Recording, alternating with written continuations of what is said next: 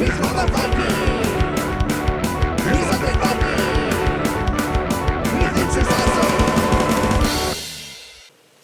everybody, it's me, Undead Viking. I hope you are doing well. I'm here to talk to you about a game called Exiled the Siege. Exiled the Siege has a really cool theme. The idea is that you're pitting a group of defenders against an attacker, but what makes it kind of cool is that this is in a fantasy medieval world where the defenders are actually people that have been sentenced to death by the king, and they have a choice between either the hangman's noose or taking it upon themselves to go to this remote island or land where the king wants to set a foothold and try to expand his territory. And but it's a country that's totally completely controlled by barbarian hordes and monsters and what have you. And so it's a fool's errand. You know, the chances of you succeeding are very, very slim. But if you're able to pull it off, then you'll be pardoned and you'll technically maybe even be a lord or what have you, and be able to live out your days in relative luxury as compared to the other outcome. I like that idea. I played lots of D&D campaigns along those same lines, and so the theme definitely appealed to me. But this is a game that is it's not really deck building. It's kind of about like city building, but also about hand creation, if you will.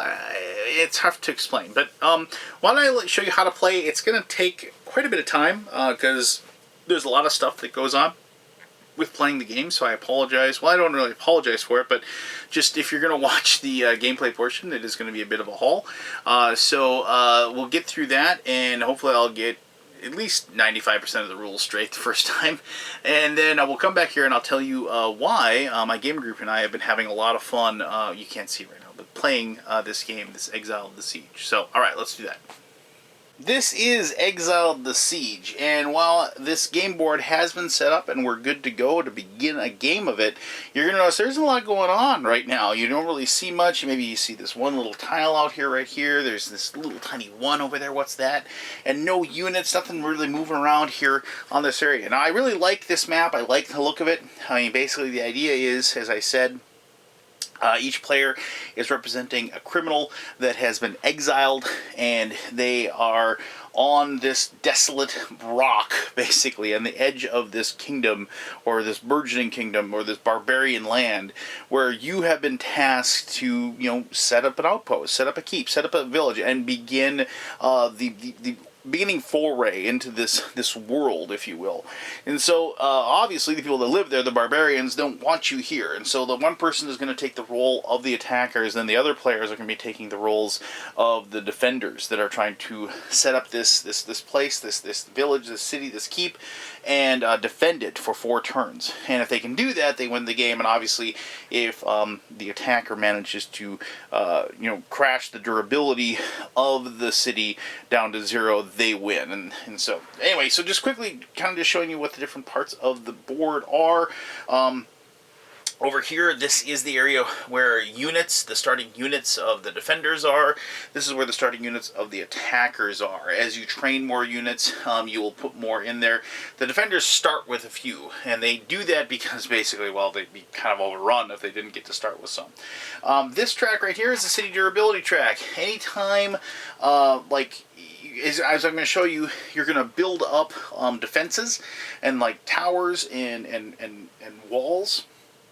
Anytime the attacker manages to attack a wall or a tower and kill all of the defenders that are in that particular area, then you are going to lower the durability of the city by 1. And when that happens, if it happens 4 times, you get down to 0, then the defenders lose. And over here you have just like a turn track that tells you that this is like there's, when it comes time for the attacks, there are 4 rounds of attacks that happen during the siege, so you use that track this. And then this tracks the turns of the game as far as, and the little number over here tells you how many automatic reinforcements the attacker gets. Basically, other barbarian tribes hear about it, and they send them over. Now, a normal game only lasts 4 rounds, but you can have it last longer if you want, if you're feeling like you're a glutton for punishment. So as the game progresses, what's going to happen is the defender is going to build up these spots here, and you can kind of maybe see there's this little fence that's already kind of set up there that's kind of horrible. You'll notice that there is this 0 that's right there. That means that it has a defense capability of nothing. It doesn't defend against anything. It doesn't add any bonuses to the people that are defending that location. And then you'll also notice that there's, and this is really tough to see, and I apologize for that, but there is like a little man here and has a little 3 by him. That means there's a total of 3 defenders can be in that location. Now, obviously, that's not very good. You want to build that up. And so what you're going to do is, like, they're going to be building up. So you notice that this is, this has a little 1 there. It has a ability to increase the rating, or the defense rating, or of the people that are stationed there by 1, and then, you know, obviously the other ones 2 and 3. This little icon here says what kind of defense. You can put rocks on this location as soon as you have, so like basically they're chucking stones at people as they're attacking. This is like, of course, the cauldron of oil, if you will, and then you can have up to 4 in the location. So if you built this is the gatehouse, you'd place that right there. Now you'll notice this because it is the gatehouse, it has this little 1 down here. That is the actual durability of the gate, and the gate can be attacked in particular by a battering ram, and you place this little green cube on there to show that it has that ability. Now it doesn't really matter with the 1, but later on with the upgrades, 1 or 2, and the bigger 1, 1, 2, 3, so on and so forth, and that's what that is. So what happens is that you will be building these up. So on, like, here is just like a better wall section. Like you can see, you can have up to 5 men on there, has a defense of 2, and so, like, you know, it just fits perfectly into that little situation right there. And so then, and there's nothing that says that you have to have the same level either. You could have like a level 3 gate with a level 2 wall, you know, as you're building the things up. That doesn't have to line up perfectly.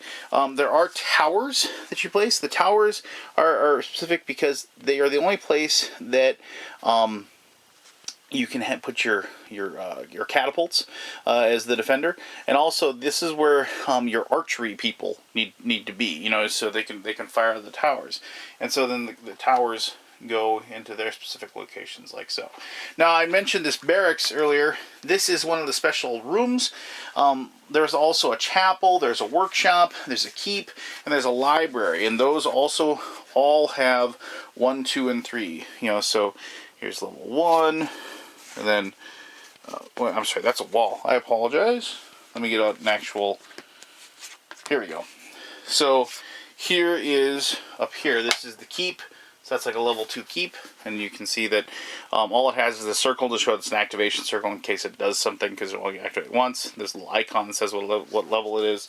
Like, here's the difference of like a level 3 keep, you know. And so you'll build these up as well, and the reason why you build those up is because, and this is a really good board that kind of tells you everything that goes on. Both the defender and the attacker, all of the action is done via cards in this game. There's no dice. There is some randomness to the combat, so don't worry, I'll explain how that works here in just a little bit. But everything in this game is about the cards and the options that you have available to you. And so when you begin, like, you have like everybody has a deck of development cards, and you have access to all of this information, all of those cards at any time. However, you do need certain buildings to make certain things, you know, worthwhile. I'll explain that in just a little bit. But you have, when it comes time to actually do the siege, you have access at the very beginning to like a very, very limited number of cards. And they have this little S on there to show you the starting cards. However, you can expand out to more cards, you know, and like the better attacks, better options that you have when you're fighting. And you do that by getting better buildings either as the defender or better buildings even as the attacker. Now the attacker doesn't really get like cool little overlays or anything like that. All they have is these little numbers that show like level 1s. That's like a level 1 training ground there. But here's the commander's tent. There's the engineer area where you're making your siege engines. This is the monster pit, and I'll explain that in a little bit. Monster pit's pretty cool. And this little spot all the way over here, hidden behind everything, where they are suspecting everything, is where the saboteurs are. And so when you build things, like if you build up your level 1 saboteur, you just put a level 1 there. And so then when it goes up to level 2, you just replace it, and so on and so forth, to show what the capability of the different locations are. And so the board here just tells you exactly what it is. So, like if you get a level 1 saboteur, you get 2 spies, which are reaction cards. I'll tell you what a reaction card is in just a moment. You get an assassination card, and you get a contaminated shot. Special, and order, special, reaction. And so there's all these different things. Library, 2 times sortie is an order, 2 times different special, chapel, healing, rebuild, obviously really good. And so you have all these different things that you have access to. Also, it delineates the different types of creatures that you have. So here's armsmen, archers, and swordsmen, and those are the different colors of the cubes here, as you can see. The swordsman is red, but that looks kind of brownish there. But so armsmen are white, archers are yellow, and those are the swordsmen there. And your catapults and everything are going to be determined by these little chits, and so you can see that's a catapult there. And here is, let me find a trebuchet to show you here. Or actually here's like a siege tower, if you will. So you have access to those different things. But all right, so then. Oh, I should actually, here I'll show you these. So this is the monsters lair. See, they get spiders, falcons, and giants, which are pretty cool. And then the training grounds has warriors, slingers, and veterans. And so over here you can see their attack value in combat, as far as their melee, if you will. And then here the slingers have an attack value of 1 ranged. And then also you can see here the engineer's tent, ballista, and battering ram, and siege towers and things like that. And if it's like a ballista or a trebuchet, you can see there you have their damage capability as far as their siege engine damage, if you will. And also then this is the defense rating of the different creatures, and the same thing over here, compared to the certain different attacks. And so like an armsman has a 1 to melee, 2 to hitting with ranged, and 1 to the siege engine. So you can see how those are different in an increase in those situations. And so then over here, giants have a 7 attack, and and have a 6 to archers, and a 7 to if somebody wants to shoot a catapult at them. So you can see how I think it's kind of cool, and I like playing the attackers just because of the fact that you get to actually play the monsters. And those are delineated. You play the monsters of the larger cubes. So like here, this would be a veteran barbarian, and then that would be a giant. So you have the larger cube, and that's how you can, at a glance, tell what kind of creature is there. So, all right. So enough preamble as far as what the game looks like and how it works and what the different units are. The game is played in 2 different phases. There is the development phase, and there's actually the siege. And so during the development phase, the attacker has a very, very important decision they have to make. Now, the first round, the decision's made for them. Each person gets to pick 12 of their cards from their development deck. And so here is this giant deck of development choices for the defenders. The reason why they have a larger deck is because if you were playing with other players, each person gets to. Oh, and I should mention one other thing. I apologize. So each person that's a defender actually gets to pick a role that they are. Remember, because they've been exiled here. They have choices, either death or being exiled to this land to try to start this keep. And so if you're the heretic or the deserter or the witch, you know, or the pickpocket. So you've been sent there, and because of your special like role or whatever, there is actually a special card that you get. So like a deserter, pickpocket, witch, and heretic, and you'll get those cards, and those are yours to use during the game. It gives you kind of a cool little special power. So there, that is that. But now, so at the beginning, the very first round, your decision is made for you, but later on, the attacker has a very important decision to make, because when they go through their different decisions as far as what developments they're going to do, they get to pick. They go through this deck, and they're gonna pick 12 cards, but one card has to be this card, which is the assault card. And the assault means that, yes, exactly what it means. It's the assault is going to begin on the keep. Now, in further turns, they can put this assault card anywhere they want. They can make it the first card if they want to. They can make it the 7th card, whatever. But in the first turn, they have to make it the last card, just to give everybody a chance to build up, and they can't rush it, if you will. So that's kind of this neat thing where basically what's going to happen is that in later rounds, like when you decide to attack, it's going to screw up the decisions or like the options that your opponent is going to have, because maybe they wanted to build up a little bit and you attack sooner than they wanted to. Now, I'm going to kind of go through this in here and just kind of show you the different things that you can do, but I'm going to do that for starters. I'm going to show you that for the defenders. So, like here's a, like I'm just going to show you the different options. So this is training. So now training has two different things. It's each card counts as a training card and a build-up. Now, if you only have a level 1 barracks out there, then you can't train more than just what level 1 gives you.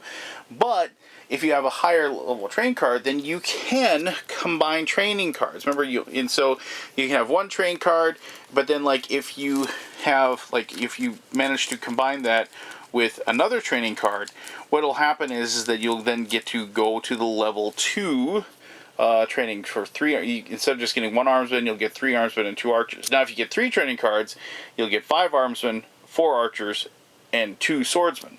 And so, by combining those and building those up together, then you'll get that. So like if you manage to get like 3 of these, as you're playing these cards one by one back and forth, you don't just like, because when you do this, it's like you turn one over and the other person turns it over and so on and so forth.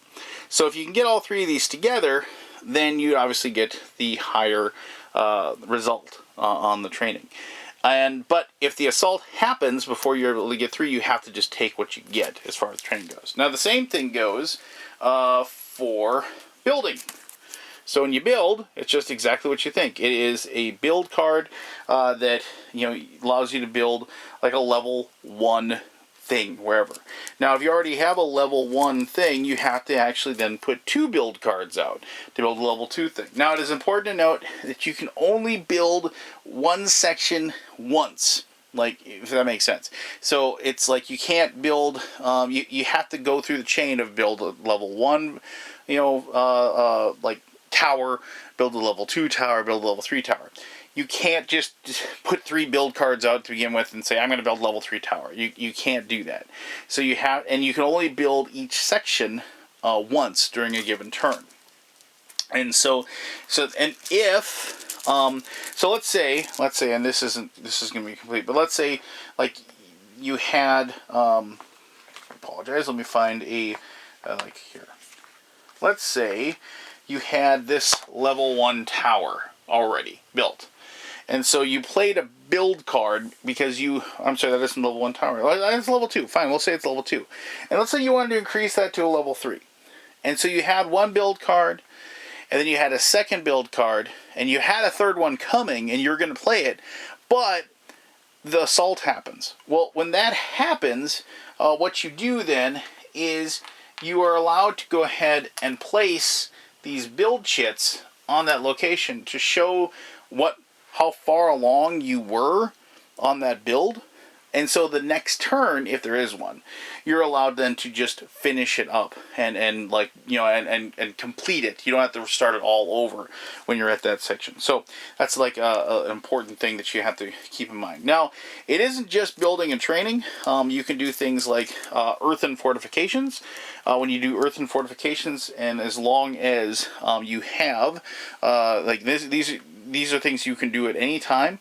This allows you to place pits like and ditches out. So like you could and you place these in these locations here where people will be moving up, and you know this is where like these four are where the attackers will set up their units to begin with, and I'll show you that when we actually get to the siege phase. But when they move into these locations, what happens is then the pits can actually cause them they lose a unit because they fall into a pit and they die. You know, and so that allows you to build those up. And also you can build ditches like so, and you can build one of each if you want.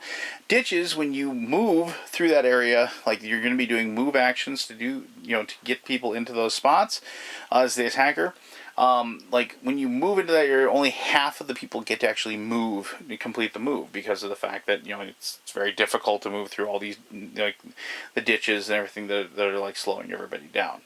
And so, you know, and preventing people from moving is a very, very important thing for the, and also obviously using the pits is very good too, because that prevents people from, you know, well, just kills them outright. Obviously, is much better.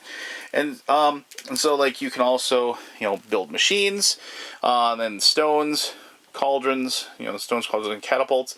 That depends on your level of your workshop. You can't build anything. You got to make sure you can actually build a workshop. Building towers, I should have mentioned that build tower is an entirely different card. It isn't just a build card. I do apologize for that. And here's build wall. And finally, repair. So, and you repair. The good thing about repair is that you will have things get damaged. It's just you can't do anything about it.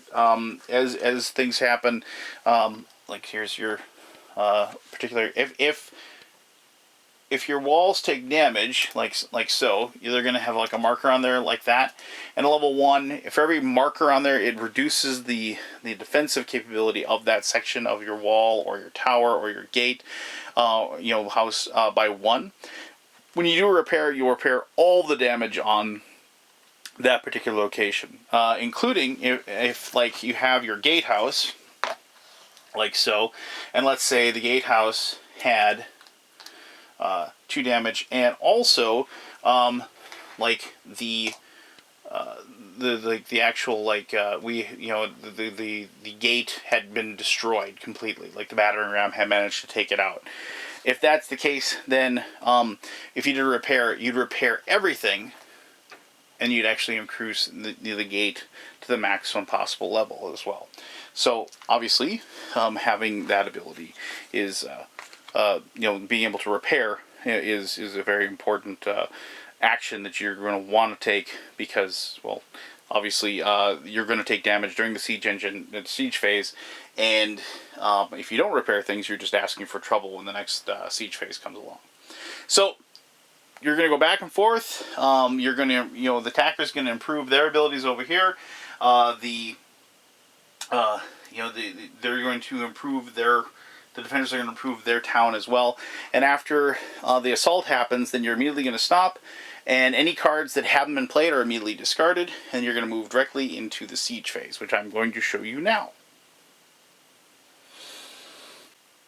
Okay, so this would kind of technically be where you might be after the first round of development. Now, this might not be completely accurate, but I just wanted to kind of give you a glimpse of what it might look like, and I'm going to show you some of the different actions you can do as far as attacks go. Now, I just realized that I did not actually show you all of the different things that during the development that the attacker can do. I mean, obviously they can breed different animals and stuff like that, but they do have 2 things that are really important. They have destroy supply lines and also spread disease.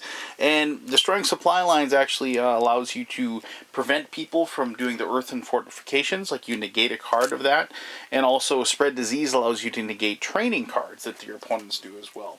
So I apologize, I didn't actually show you those two cards, and I want to make sure that you got. Other than that, I mean, they have, you know, fairly the same stuff. They can build, they can train, and so on and so forth, and breed monsters and what have you. So when you get to the siege phase, all of the available troops that you have are going to be placed on the board, and this probably isn't completely accurate. I know this isn't accurate as far as how many troops each side probably would have at this point, but I just wanted to like kind of give you a glimpse of what's here. So, and then the attacker is going to deploy their units after the defenders place their units on there. The defenders can't place them in the back there. They have to place them on the wall. I mean, if you place them back there, they wouldn't do any good anyway. So I don't know why you would do that.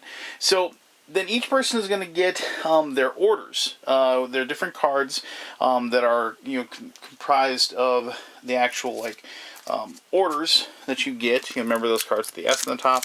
And then if they have access to the cards that the special cards that allow you to actually adjust what they do, and then reaction cards that are played in a reaction, like a reaction to this type of order, cauldrons, or reaction to a move order, and so on and so forth, like that. And so you go through the different upgrades that you've done, and you make sure that you have those cards in your hand. And so you'll notice that I had them build a level 1 workshop, and so because of that, then they are going to get the 3 stones reaction cards. They get to place those in their available cards that they're going to have access to. And then over here we have I just gave them a level 2 siege engine workshop or whatever, and you know, with that engineer's tent, they are going to get, you know, mantlets, and with the level 2, and they also get access to the trebuchets over here. And so you get those cards, and you get to place those in your hand. So regardless, attacks are handled fairly deterministically, but there is, as I said, that random element. Now notice on the bottom, not this with the salt card, but on the bottom of all of your development cards, there's this number on the bottom. And those numbers are going to be what you're going to use for the randomness, the like enhancement, if you will, because you're going to, when you play a card, it's going to ask you to draw a card out of your efficiency deck, and this is what this becomes, your efficiency deck when you do the action. And so, and the defenders have the exact same thing on the bottom of their cards. And it isn't just the card you used in the preceding turn. You get to use all of the cards as your efficiency cards. And so, and you just place those near the board so you can draw those when needed. Now, to do it, what's going to happen is usually the defenders, as you can probably guess, are going to be very reactionary to the actions. Obviously, you're going to be able to attack with your archers as they sit in the towers, but like mostly what you're going to be doing is you're going to be trying to slow them down, trying to plick away at the attackers, trying to make sure that they are unable to successfully attack your castle. You are going to go through 4 rounds of these attacks, and basically an attack ends when either the attackers run out of cubes to attack with, or they run out of spaces to activate, and they don't have any units to activate any longer. And the same thing goes to the defenders. Defenders can continue activating as well, but as soon as they've activated all their locations, then you're going to regroup and you're going to start over. And and plus, what can happen too is that you can choose to pass. You can say, well, this is untenable. I want to save my units. The attackers can say, I'm not going to attack anymore. I want to save my units. I want to regroup, and like maybe next round we'll go at it again, and those sorts of things. And so that can happen as well. But very simply, what's going to happen is that you're going to take one of your actions, and you're going to lay it down, and you're going to, like, as the attacker, like you have these 3 slingers, and you're going to say, shoot at will. And so you can see here, draw one efficiency card to make a ranged attack. And then the little dots on them just tells you how many of those different cards you have in your deck. And so it should be noted too that you don't have access to every single card. You actually have to go ahead and pick a certain number of cards that you'll have. And but you do get to pick your starting hand. When you pick your starting hand, you once again remember you have to take out all the extra cards that you have access to, and then when you're going to choose your cards, you're going to get the attacker's going to choose 6 order cards, which are these cards. They're going to choose 4 special cards, which are the blue cards, and then 4 reaction cards, which are green cards. Now you might not have access to that many, but if you can, you can have access to up to that many. If there's only one defender player, they get the exact same 6, 4, and 4. If you have 2 defenders, then it's like 5, 2, and 2, 3, and so on and so forth. So, the defenders get less cards, and the defenders will each take a turn as well. That's something to keep in mind. But anyway, so what'll happen is, so in this situation, if you don't have another action, like, so you just say, okay, my slingers here are going to fire on these guys over there, and so you go through and you find your shoot at will, or you can even, like, there's also one that's like hurricane shoot, but remember there's only 2. So let's take hurricane shoot. So we're going to activate these guys and we're going to fire on them. So it says draw 1 efficiency card and make a ranged attack. Now once again, this is pretty deterministic, but this is the one random element. So you draw 1, and we got lucky. We got a 3. And so it says here with 3 we add +2 to the archery strength of the battle group. Now, when we did that, however, if the person, like the defender, somebody had a reaction, if they'd had access to, like, say, blinding, that was an archery, so they could use that card. But I mean, if they don't have that, then obviously they can't use that particular card. But so in this case, maybe there wasn't a reaction.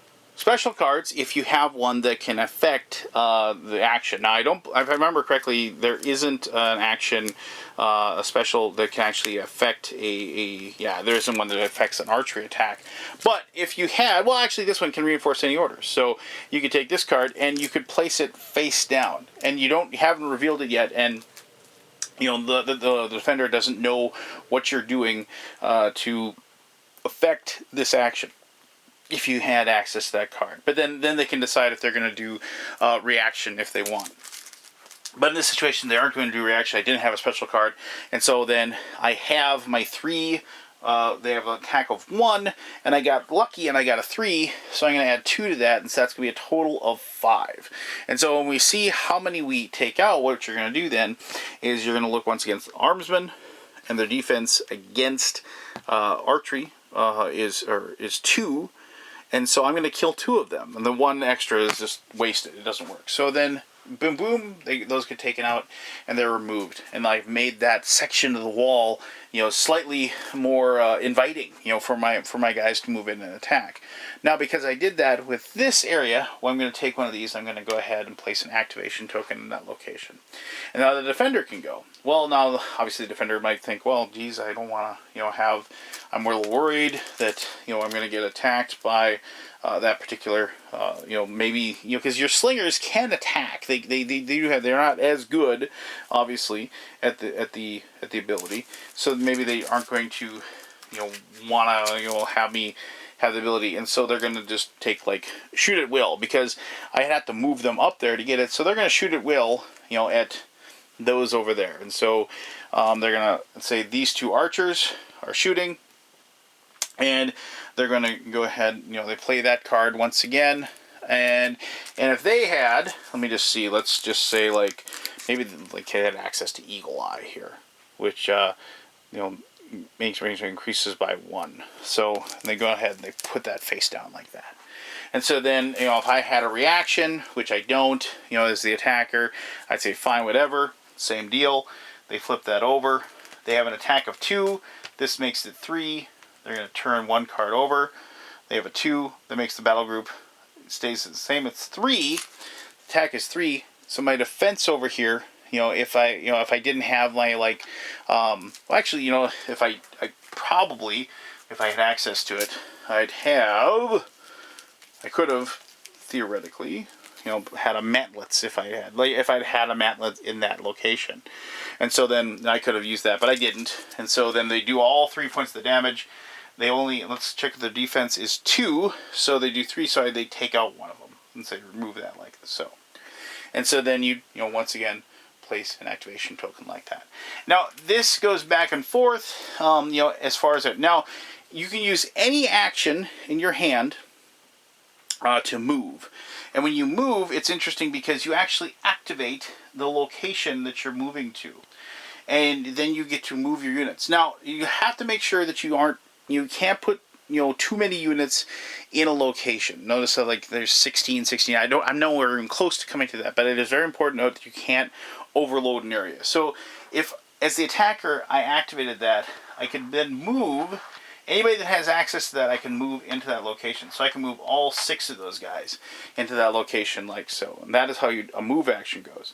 If I want to fire these trebuchets, like to attack a fortification, it's the same deal. There is a card that has destroy, choose any trebuchet, draw 1 efficiency card and resolve the action. So then you would check the fortification of a particular, so you're attacking that, you draw a card, and if you are able to equal the fortification of that location, then you'd be able to, which is like a level 1 is 3, so if I'm able to equal that, I'd be able to place a destruction on that location by doing it. It doesn't do damage to anybody that's in that location, but that is what would happen. But now the cool thing is, if you're actually going to storm the walls, what happens then is that even though this spot is activated, you think, well, how do those guys go?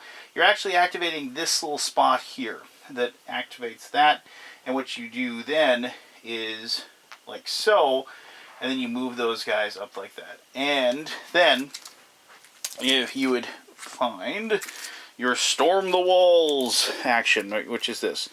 And so this actually, because it's once again, this is, you're storming the walls, and notice how it has these little ladders over here.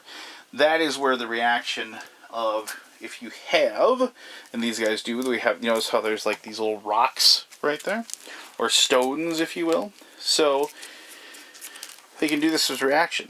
Before any assault cards, draw 1 efficiency, make an additional 2 attack, make an additional 3 attack, make an additional 4 attack. And so you would draw an efficiency card, and this would allow you to weaken them up a little bit. And so you get a 2 in this location. And this is kind of the neat part of the game, because this is that ebb and flow of the combat that I enjoy. So you get to, before the assault action, if this assault on the walls actually happens, you get to do a 3 attack, and then you'd look and you'd find warriors, and then they have, look at that, they have a 1 versus that 3, and so that would kill 3 of those guys. So here you are as the attacker, you think, oh, this is great, I got 6 guys charging in, but they had those stones, and then they're going to take that down like that. And now you'd go through with that attack, and with the assault the walls, you turn a card over, you need to get a 2, which with the assault the walls attack, it just, storm the walls, it just maintains the same. So you have 3 guys, 3 attacks is 1, so 3 points of damage, and the defense for the armsman is, thankfully, only in this case there's 2 of them there, so you're going to take out both of them. They're in the location because 3 to that 2, and well, actually I apologize, they still have a 1, so that actually increases. Oh, that actually, I'm glad I saw that. Because of the wall, they're both increased by 1, so they have a 2 each. So the 3 actually only is going to take out 1 of them. And then with the one that's left, he gets to counterattack, and then he gets to take 1 of those guys out, because 1 to a 1. Now, here's the cool thing. Now, if I had managed, they didn't have the stones, they didn't use them, and I had managed to take this guy out, that would actually remove all the defenders from that location, and it would reduce the durability of the town by 1. It'd be a very, very big moment for the attackers, because then they'd be well on their way to possibly a victory. But luckily, like that reaction card, the stones, and that's what this is. This is about, prepping yourself for those inevitable attacks, and also maybe as the attacker, not throwing your guys into an attack like that nothing good is going to come from that.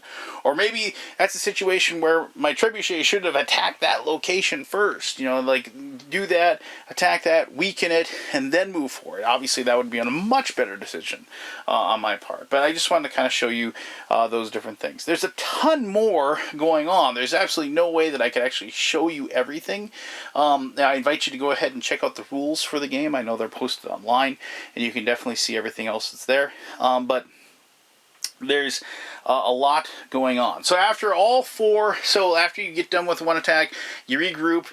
All the units go back. All the attack units go back to these starting forces. You remove all the activation tokens, and then you start up your second round of attacks. And then you also, after you use these cards, after every attack, you do replenish those. You draw them directly off the decks. You don't get to pick your cards you want. You're going to draw them off the decks that you have available.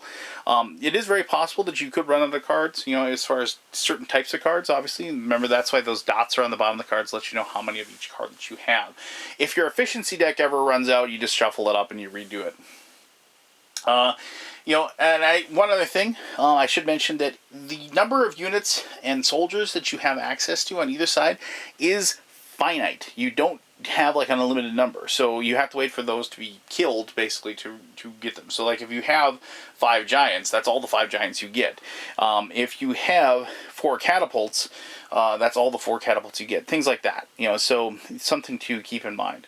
But the game continues for 4 turns. If you are able, as the defenders, to maintain the durability of your town and keep it at least 1 after 4 turns, you win. The keep is established, and you are able. Then the reinforcements arrive, and you are pardoned by the king.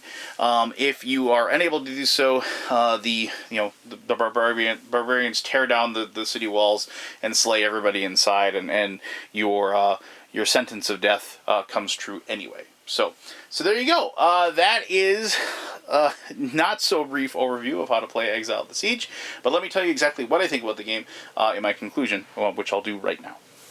Alright, thanks for sitting through the longer gameplay portion of that video. I do apologize, as I said. There was a lot going on, and I didn't really know how to shorten it without actually showing you how to actually play, if you will. So I hope my interest and my exuberance for this game really came through. I apologize, I have been a little under the weather, a little Christmas blue or whatever. But this game is a lot of fun. And for a lot of reasons. I mean, on its core, there's a lot of things about the game that really reminded me of other things. And the deterministic combat is something I've seen in other games that I enjoy, like Game of Thrones. But what I really liked about this game was, one, the theme. I'm running a campaign actually right now that is about these adventurers. They have come to this new land that was once populated by the kingdom, but they were driven out, and they went back and they landed, and they sent a call out to adventurers to come and make a name for themselves by cleaning out the dens of monsters and barbarians and what have you. And I was like, they told me about this game. I was like, really? It's like that.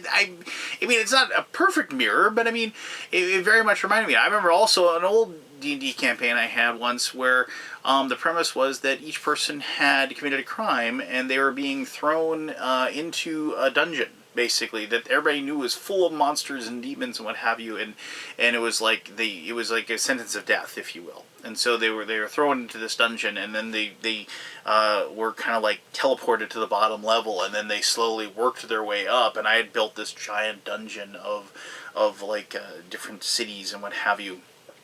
And I don't think we ever ended that campaign, but same kind of deal. It was like I had this, and so the idea behind this is one that I dug a great deal, and I liked the way the game was structured. Just how there were the defenders and are yes, they're kind of like I said earlier, a fool's errand, but also, I mean, they're the invaders. You know, they're not technically good guys. Not, maybe they've been kind of railroaded into their sentence or whatever, but they're invading somebody else's home turf, and so a natural reaction for that is to is try to push those people back out. You don't want them there. And so it is this weird, who's the good guy, who's the bad guy in that situation, and I like that. I like the story behind the game. There's also things I like about the game too. I like the build up of the town. I mean, in a way, I kind of wish there was another player board, for the attacker or the defender. Technically, I mean, it's kind of weird. Is the attacker really? They're defending their own anyway. So, same kind of overlay to kind of build up their little board as well instead of just those little numbers. But I understand you can't have two giant boards. Nobody has that much table space. But I really did like how all the little puzzle pieces of the castle kind of built up and came together. It was, the game itself is just it's one of those things where it's fun to look at and it's fun to watch the progression of the game.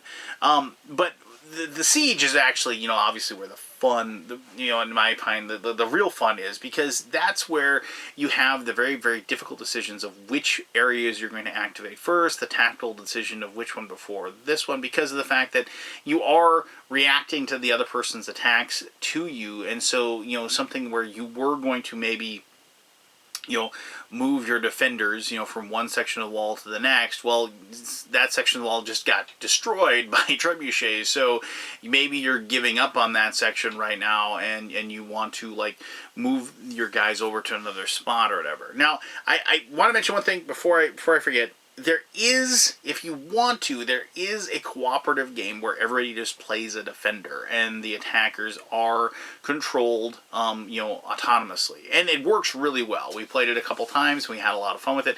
I didn't show you that in the gameplay, basically because the core mechanisms are the same. There is a determination as far as what actions are taken by the attackers and how that works, and I invite you to go read the rules. But, as far as how the results and everything comes out, ultimately the same. So, I apologize that I didn't show you a completely full game, but honestly, I found playing the attacker or matching wits against the attacker was much more fun. Instead of just having there being kind of some rote scenario, if you will. I've always enjoyed playing against. I'm a big fan of the one versus many games. I like that a great deal. Basically, because I like being that one. I like because if you can triumph over a group, it kind of makes me feel good. Because you've defeated all of your friends, and then if you lose, and you can say, well, it was 3 against 1. What do you expect? So, but that's. I laugh, but I mean, it is a great sense of accomplishment if you are able to destroy the town and take it down, if you will. I mean, I like this because there aren't a lot of this type of game out there. Obviously, there is the Stronghold game, which I enjoy a great deal. I haven't played the second edition of that, but I played the first edition, which I enjoyed. But this is a different this is a different animal, and I have space for both this game and the other on my table, or I should say on my shelf, and then equal time on my table. So, if you enjoy games that have a cooperative nature, where because basically when it comes down to the defender side, if you're not playing a 2-player game, there's a lot of discussion, a lot of which card should be used, and then obviously you want to have those discussions not with an earshot of the attacker, so they know which cards you're choosing, as far as which ones you're going to have access to. There's a lot of bluffing going on, with the different order cards. Do they have a reaction card right now? Do they have a reaction card to activate the stones right now? Or activate a cauldron? Or, do they, because you're going to learn the cards in the game pretty quickly. And so that's one of those things where it's there's that bluffing aspect to it. There's also, as I said, this is not really hand management, but kind of a creation hand game, if you will. So it's just which improvements do I focus on first? And this is also a wonderful game where you never have enough time to do everything, and I like those games. I like it when it's just like, it'd be boring if okay, now we're all going to have a level 2 wall. Now we're all going to have level 2 towers and stuff like that. No, you're going to kind of piecemeal put your castle together. As the attacker, it's like, am I going to go the Saboteur route? Am I going to get those cool cards like Spy and Assassination? I'm going to use that. Or am I going to like go the monster route? I'm going to just, try to bludgeon them into submission, with giants and falcons and things like that. So, I mean, there's different aspects, different ways that you can go at it and try to take out your opponent, and it's those differences, those different scenarios, those different strategies that are going to bring this game back to my table repeated times, because this is one of those games where after I got done, if I lost, I was like, God, what could I have done differently? And I would sit there. This is definitely a standing in my shower thinking, to quote Jane's Addiction type of game, where I've like gone over like how did I screw that up? How did I not get that to work for me? And then like you have that aha moment, and then the next time you brought it to the table, you switch things up and you try a different angle, you try a different procedure to see if it would be successful. So it's a lot of fun. If you like strategy games, like where you have to think like 2 or 3 moves ahead, you're really going to like this game. If you like a medieval theme, if you like the whole idea of a castle being under siege, and those are such cool scenes in movies and what have you, and you want to relive those on a tabletop, then this is definitely a game for you. It's not an easy game. It's definitely one of those games that's going to be a little bit tougher to learn and tougher to process, but definitely this is one of those, after the first playthrough, the game is just going to click for you, and you're going to know the rules and you understand how to play. So there you go. If you have any questions about Exiled, by all means, just post away. I'll answer those to the best of my ability. As always, I really appreciate you taking the time to watch this video. And until next time, this was the Undead Viking, and I'm telling you to have yourself one heck of an awesome day. All right, bye-bye.